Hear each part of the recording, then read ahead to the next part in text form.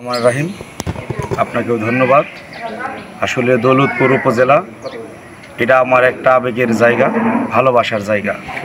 আমি দৌলতপুর উপজেলায় চেয়ারম্যান পদপ্রার্থী হয়েছি যেন আমাদের দৌলতপুর উপজেলা, যেটা আমরা বলি যে স্মার্ট বাংলাদেশ, সেভাবে স্মার্ট দৌলতপুর ঘুরতে গেলে আপনারা জানেন যে আমাদের দৌলতপুরে আমাদের বললেন যে আমার ভীষণটা কি চরাঞ্চলের কথা আপনি যদি তাকান, ওইখানে কিন্তু আমাদের একটা পুলিশ ফাঁড়ি খুবই দরকার।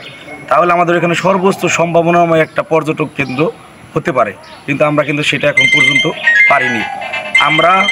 আমরা যদি এর দিকে তাকাই, এই আপনার এই চাকরি জব সেক্টর দিকে যদি তাকাই, আমাদের দৌলতপুরে শিল্পায়নের ছিটাফোটা ওই রকমভাবে নাই, যেখানে 10টা মানুষ কাজ করবে।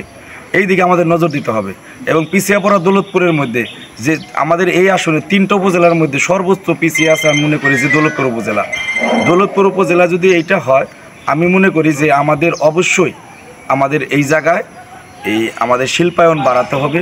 এবং দৌলতপুরে আমাদের সর্বোচ্চভাবে আমাদের স্মার্ট করতে হলে আমাদের একটা আইটি সেক্টর লাগবে। আমাদের কিন্তু কোনো আইটি ফার্ম কিন্তু দৌলতপুরে নাই। এবং ওই 2 উপজেলার সাথে যদি আমরা এখন কম্পেয়ার করে আগাতে চাই এবং পুরো মানিকগঞ্জের সাথে কম্পেয়ার করে আগাতে চাই, তাহলে আমাদের আসনে একটাও পৌরসভা নাই। আমাদের দৌলতপুর পৌরসভা হোক, সেটা আমি চাই।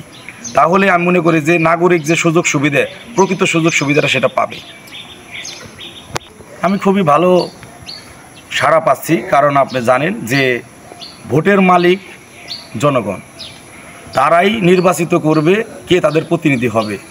আমি প্রত্যেক বাড়িতে বাড়িতে যাচ্ছি, যতটুকু সম্ভব যাওয়ার চেষ্টা করছি, কারণ তারা যেন তাদের মনের কথাগুলো আমার সাথে বলতে পারে। আমি জানি জনতার চেয়ারম্যান হতে পারি, সেই লক্ষ্যেই আমি কাজ করে যাচ্ছি। এবং যেখানেই যাচ্ছি ব্যাপক সাড়া, সবাই তরুণ নেতৃত্ব চায়, সবাই চায় যে আগামীর দৌলতপুর স্মার্ট দৌলতপুর গড়তে হলে অবশ্যই স্মার্ট কি, আইটি সেক্টর কি, এইটা আমাদের বুঝতে হবে এবং জানতে হবে। তাহলে আমাদের দৌলতপুরকে প্রকৃতভাবে আমরা উন্নয়নের দিকে ধাবিত করতে পারব।